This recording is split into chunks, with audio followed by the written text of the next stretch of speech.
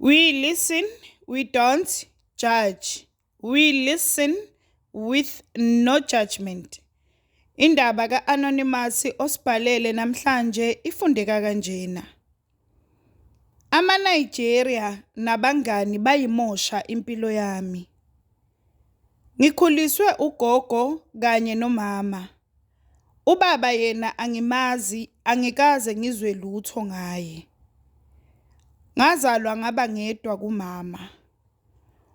Ugogo bekungumuntu ostreet kakhulu ngisakhula. Nganginganabo ngisho nabangani. Ngikhule ngingumntwana oya esikoleni abuye ahlale ekhaya. Ngangingavumelekile ukuyodlala nezinye izingane. Ngasifunda ke isikole ngasiqeda. Ngenhlanhla ngathola isikhala kwenye yama-university adumile eGoli. Ekhaya isimo sasingesihle kahle. So ngangizofundiswa iNSFAS.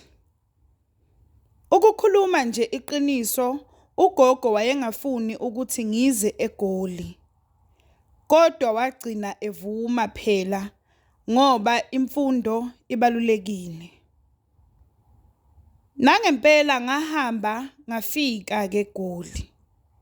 Unyaka wokuqala wahamba kahle, ngangifunda ngokuzimisela, ngaphasa kahle kakhulu. Kuthe lapho sengenza unyaka wesibili, kwaba khona intombazane engangishera nayo. Sasishera ikhishi nebathroom kuphela, hayi amakamelo. Le ntombazane yayinabangani bayo.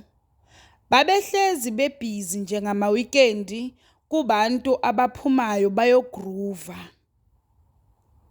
Kwathi nje ngelinye ilanga bangibiza bathi angizohlala nabo. Ngoba vele kwakungekho engibhizi ngako ngaleso sikhathi, ngangaba nankinga.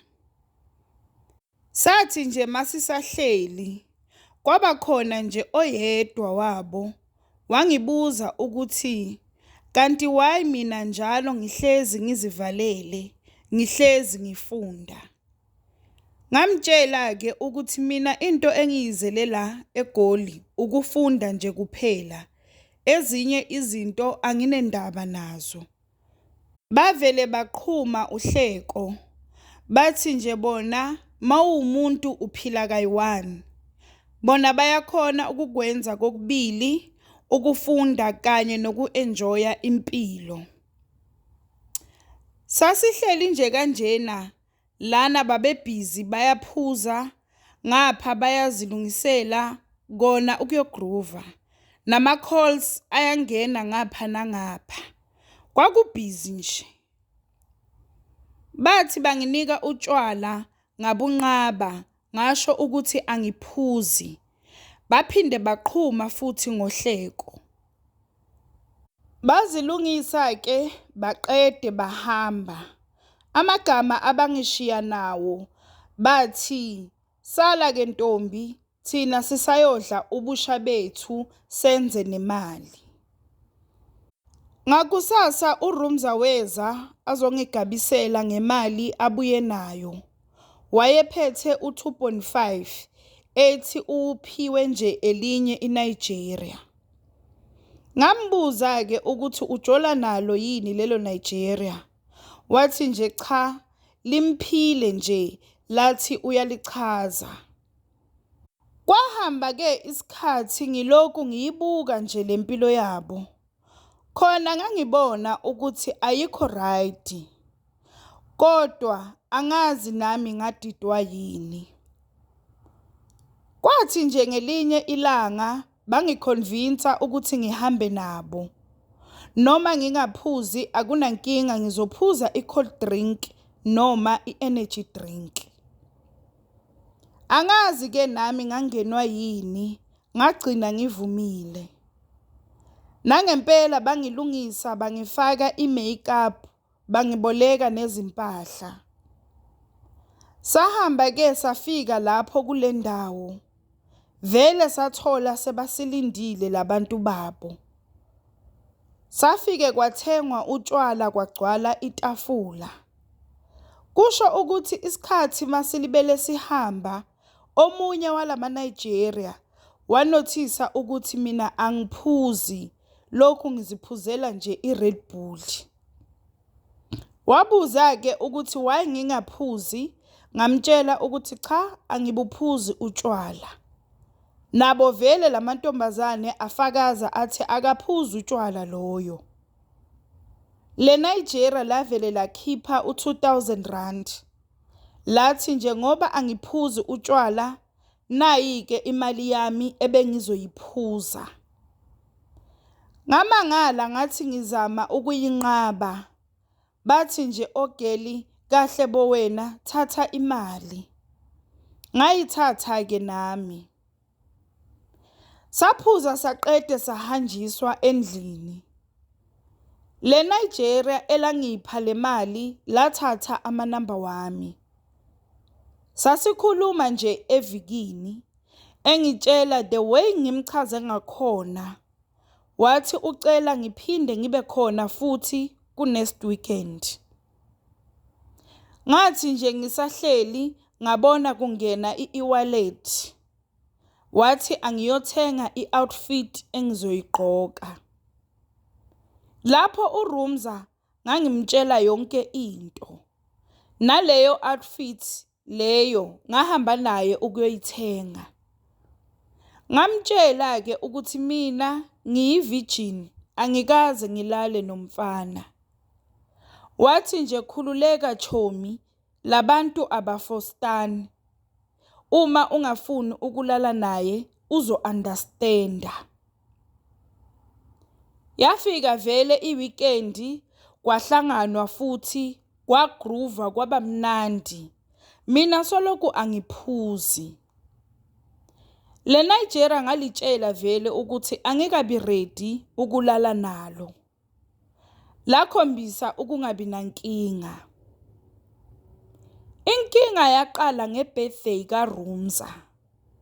Yilapho-ke la abangiconvince khona ukuthi angiphuze. Basho ukuthi ngisabani ngoba nalabantu sengibajwayele. Ngiyababona futhi ukuthi abantu aba-right. Angeke baze bangenze lutho. Ngobulima bami-ke nami ngavuma. Ngathengelwa i-brutal fruit. Into engayidakwa lapho, angikhumbuli nokuthi kwenzakalani. Ngazibona nje ekseni sengivuka endlini engingayazi. Ngivuka eduze kwale Nigeria. Ngathi ngiyambuza ukuthi kwenzakaleni. Wathi nje silalile, ngani mina ngivumile. Ngavele ngavuka, ngakhala ngathi akangihambise eRes. Mangifika ukhona uRumza, naye akusikudala angenile. Naye ubuya kuNigeria lakhe. Ngambuza-ke ukuthi kwenzakaleni izolo.